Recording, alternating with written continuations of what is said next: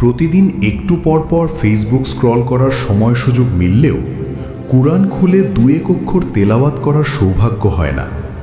সব কিছুর জন্য সময় থাকলেও কুরআন তেলাওয়াতের বেলায় আমাদের ব্যস্ততার যেন শেষ নেই। আমাদের বাঁচার কথা ছিল কুরআনকে আঁকড়ে ধরে, অথচ আজ আমরা দুনিয়ার সব কিছুকে আঁকড়ে ধরার প্রতিযোগিতায় নেমেছি। কেবল ছুঁড়ে ফেলেছি অতি প্রয়োজনীয় কুরআন। ফলে যা হবার তাই হলো। আমাদের সব কিছু থেকেও আজ নিজের বলতে কিছুই নেই। আমাদের অশ্লীল সব গল্প কবিতা ভালো লাগে কল্পনায় সাজানো সব মিথ্যা কল্পকথা। কেবল ভালো লাগে না কুরআন, ভালো লাগে না কুরআনের নাসিহা।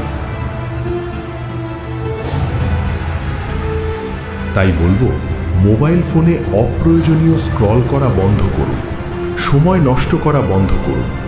যেদিন সোশ্যাল মিডিয়ার শক্ত আঁকড়ে ধরা বন্ধ হবে, সেদিন চারদিকে তাকিয়ে দেখবেন অন্যরা কত দূর এগিয়ে গিয়েছে। কেউ কুরআনকে অন্তরে গেঁথে ফেলেছে, কেউ আল্লাহ পাকের জিকিরে পারদর্শী হয়ে গিয়েছে, কেউ বা ইলমের আলোকে নিজের জীবনকে আলোকিত করেছে, কেউ অর্জন করেছে একাডেমিক ডিগ্রি। আর আপনি অপ্রয়োজনীয় চুপচাপ ফোনের পর্দার সামনে বসে আছেন, অর্থহীন স্ক্রলিং।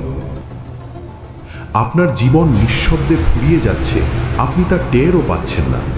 আপনি দুনিয়ার ভোগ বিলাসে ভেসে আছেন, আর অন্যরা প্রস্তুতি নিচ্ছে আখেরাতে। ওহে আল্লাহর বান্দা, তুমি কি সেই ব্যক্তি নও যে বারবার আল্লাহর কাছে প্রতিজ্ঞা করেও তওবার ওপর অটল থাকতে পারে না?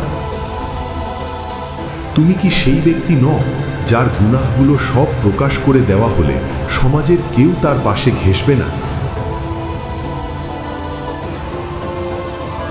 তুমি কি সেই ব্যক্তি নও যার নেক আমলের ত্রুটিগুলো ধরা শুরু করলে কোনো আমলেরই আর মূল্য থাকবে না? তুমি কি সেই ব্যক্তি নও যার বাহ্যিক ধার্মিকতার সাথে গোপন ধার্মিকতার লেশমাত্র মিল পাওয়া যায় না? হ্যাঁ, তুমিই সেই বান্দা।